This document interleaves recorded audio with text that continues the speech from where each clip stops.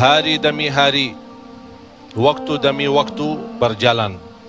Umur kita terbatas dan semua terhitung hisabnya di sisi Allah Subhanahu wa taala. Umur kita sejak kita dilahirkan sampai akan meninggal dunia sudah semua ditentukan oleh Allah Subhanahu wa taala. Di antaranya rezeki.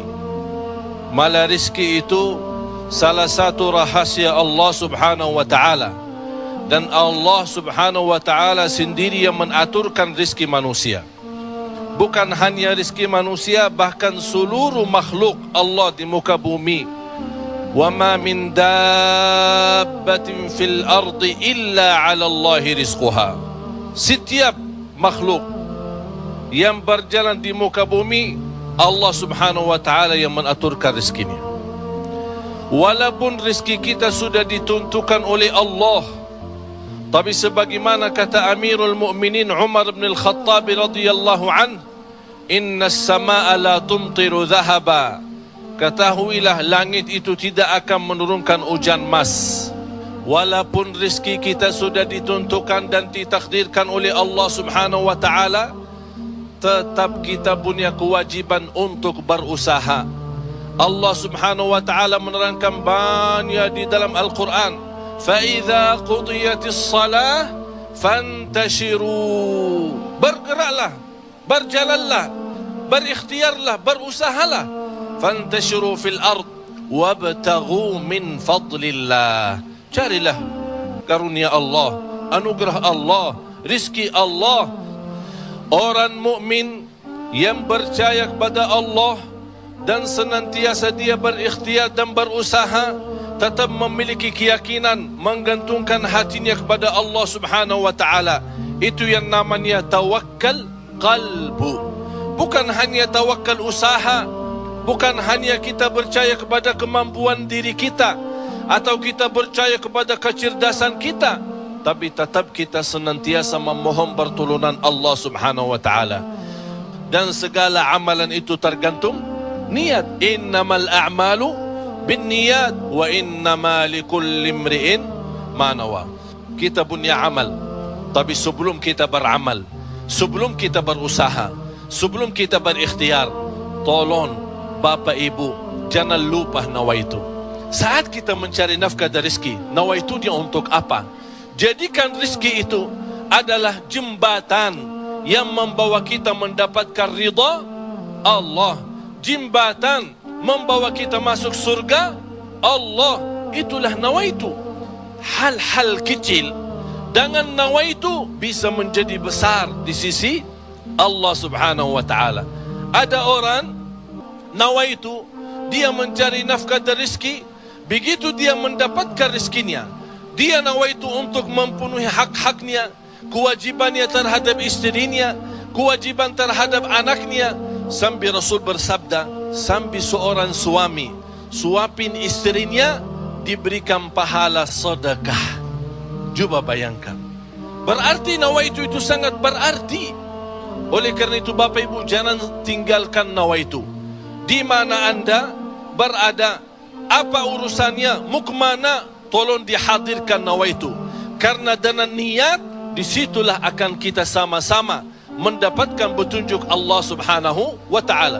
Semoga senantiasa kita dalam ikhtiar dan usaha kita, selalu kita menambah keyakinan dan kepercayaan kita kepada Allah Subhanahu wa ta'ala.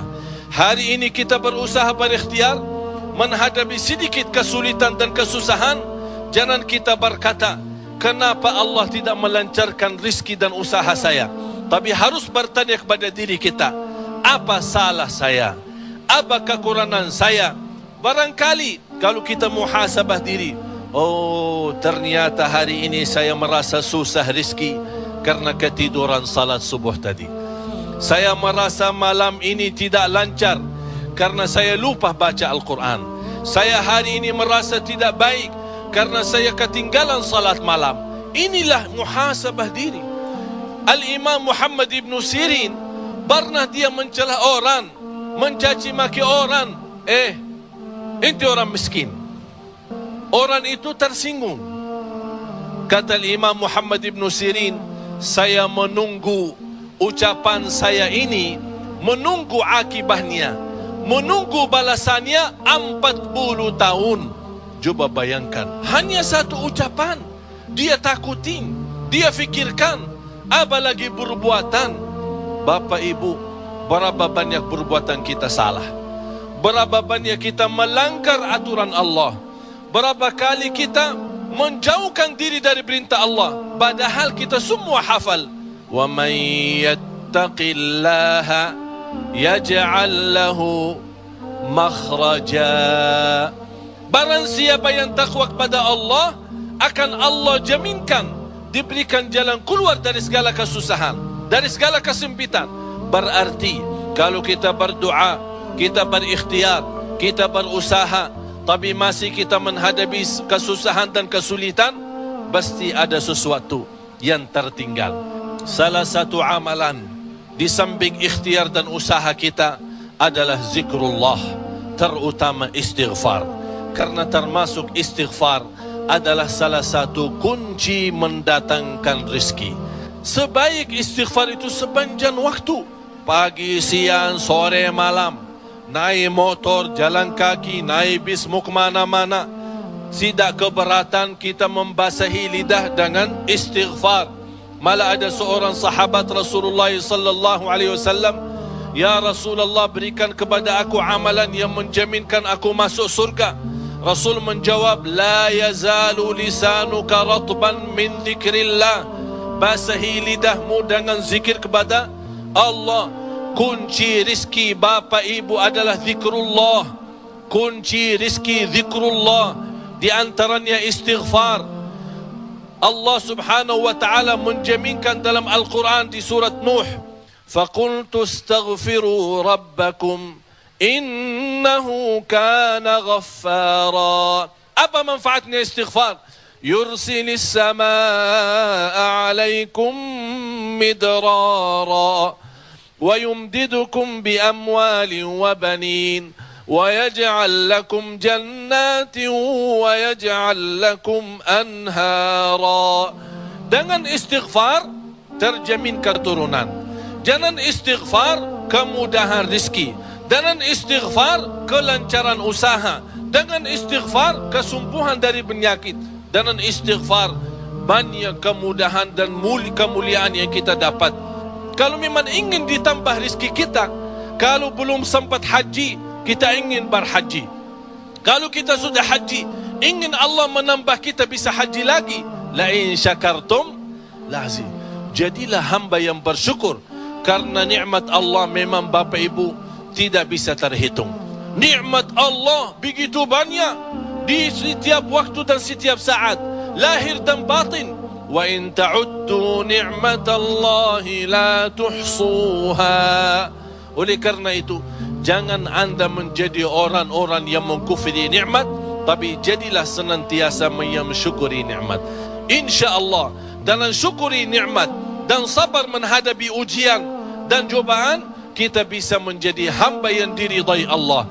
Kalau Allah sudah ridha kepada kita, InsyaAllah segala amal ibadah kita akan diterima, dan segala usaha dan ikhtiar kita akan dipermudahkan oleh Allah Subhanahu wa taala. Bapak Ibu, yang terakhir, tidak boleh kita lupa doa. Rasul kita sallallahu alaihi wasallam selalu berdoa kepada Allah Subhanahu wa taala. Padahal dia Rasul, terjamin pertolongan Allah. Senjata orang mukmin adalah doa, dan pintu langit bisa dibuka dengan doa, dan doa itu kapan saja dan bisa sampai kepada Allah tanpa waktu dan tanpa batas. Selama kita masih berdoa kepada Allah, selama masih kita memohon kepada Allah, Allah akan senantiasa mendengar doa kita.